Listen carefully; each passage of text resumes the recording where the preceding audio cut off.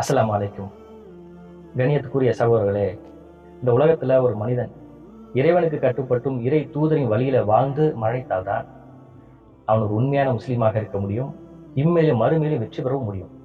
இதற்கு மாற்றமாக ஒருத்தவன் நடந்தால் அவன் நரகத்திற்கு செல்லக்கூடிய ஒரு நிலைதான் ஏற்படும். அந்த நரகத்தை விட்டு அல்லாஹ் நம் அனைவருமே பாதுகாக்க வேண்டும். அந்த வகையில ஒருவர் பிறமத கலாச்சாரங்களை பின்பற்றினால் அவர்களும் அவர்களை சார்ந்தவர்களே என்று நமக்கு அல்லாஹ்வின் தூதர் நமக்கு அந்த காரியங்களை தடுத்திருக்கிறார்கள். அல்லாஹ்வின் தூதர் நபிகளாய் ஸல்லல்லாஹு அலைஹி வஸல்லம் அவங்க பிறமத சகோதரர்களோடு நட்பாக பழகியிருக்கிறார்கள்.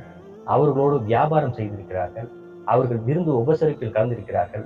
அவர்களோட அன்பளிப்பை பெற்றிருக்கிறார்கள். இன்னும் இது போல பல விஷயங்களில் பிறமத சகோதரர்களோடு நட்போடு இருந்திருக்கிறார்கள். அதே போலதான் இன்றளவும் நாமும் இருந்து கொண்டிருக்கிறோம். ஆனால் பிறமத கலாச்சாரம் என்று ஒன்று வந்துவிட்டால் அதிலிருந்து நம்ம முற்றிலும் விலகி இருக்க வேண்டும் என்று நமக்கு எச்சரிக்கை செய்திருக்கிறார்கள். அதிலிருந்து நமக்கு தடுத்திருக்கிறார்கள். ஆனால் இன்றைக்கு முஸ்லிம்கள் பலரும் பிறமத கலாச்சாரங்களை பின்பற்றி வருவதை நம்மளால் பார்க்க முடிகிறது.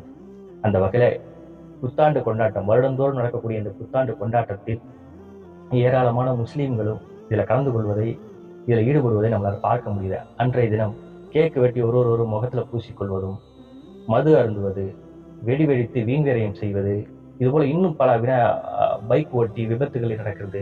இது போல சொல்லிக்கிட்டே போல ஏராளமான அனாச்சாரம் நடக்கிறது.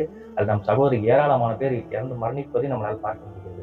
ஆகையால் இதிலிருந்து முற்றிலும் ஒரு விலகி இருக்க வேண்டும். ஏனென்று சொன்னால் அல்லாஹ்வின் தூதர் நபிகளாய் ஸல்லல்லாஹு அலைஹி வஸல்லம் சொல்றாங்க, பிறமத கலாச்சாரங்களுக்கு ஒப்பாக நடப்பவர் அவர்களும் அவர்களை சார்ந்தவர்களே என்று அல்லாஹ்வின் தூதர் நம்ம சொல்றாங்க.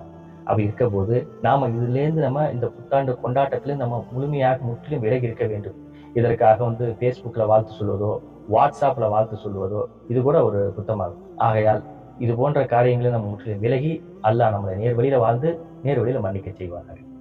அஸ்ஸலாமு அலைக்கும்.